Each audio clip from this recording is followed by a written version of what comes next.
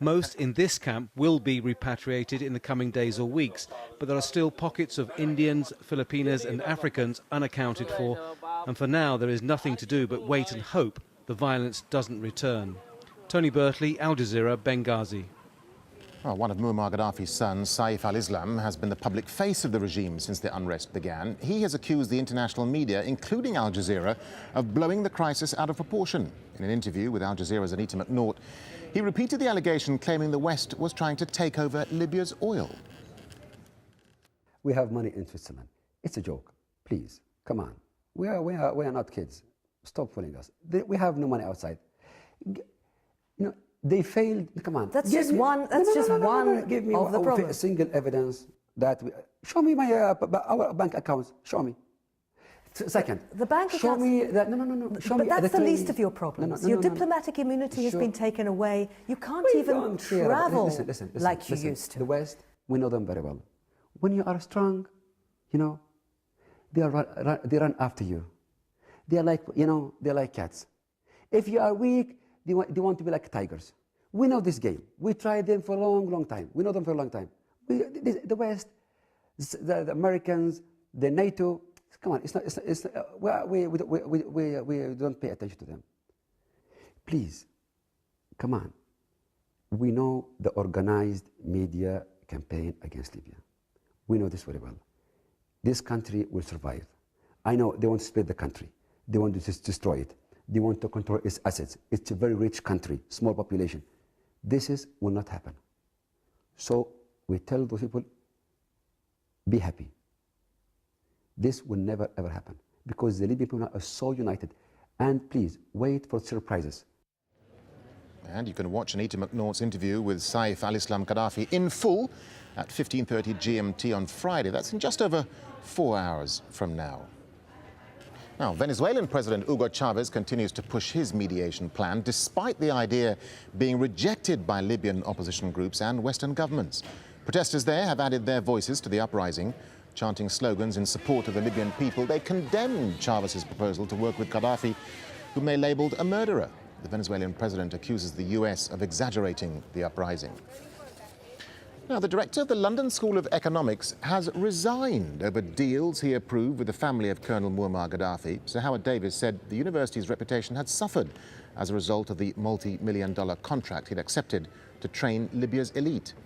An independent inquiry will examine the LSE's relationship with Libya and Gaddafi's son, Saif.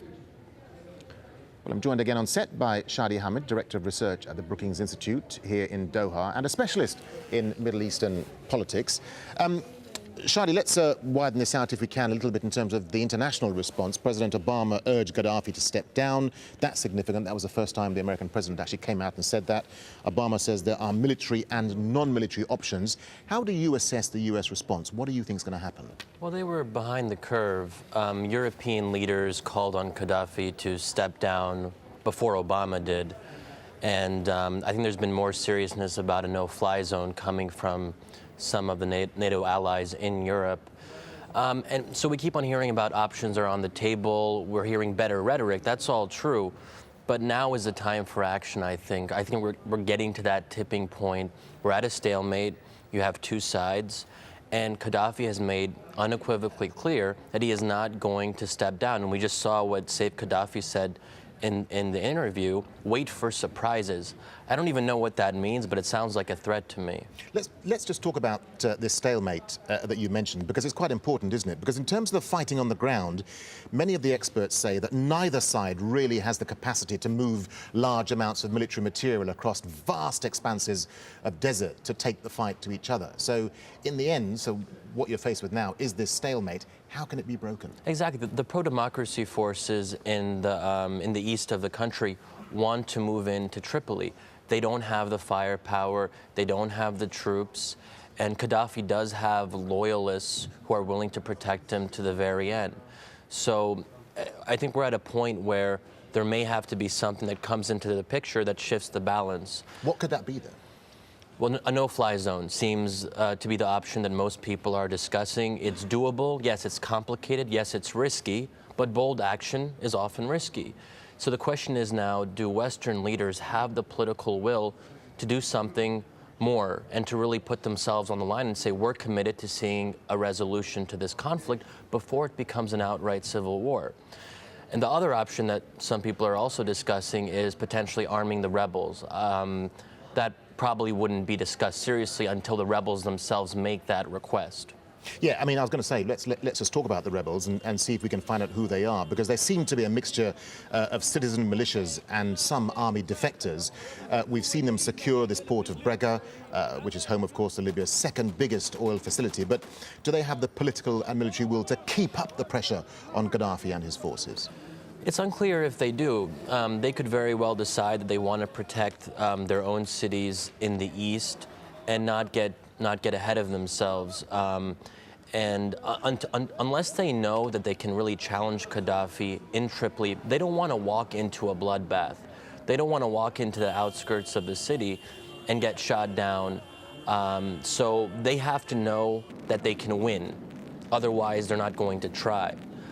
So I think that's what we're talking about here, and they have to make some very difficult decisions in the coming days and weeks even.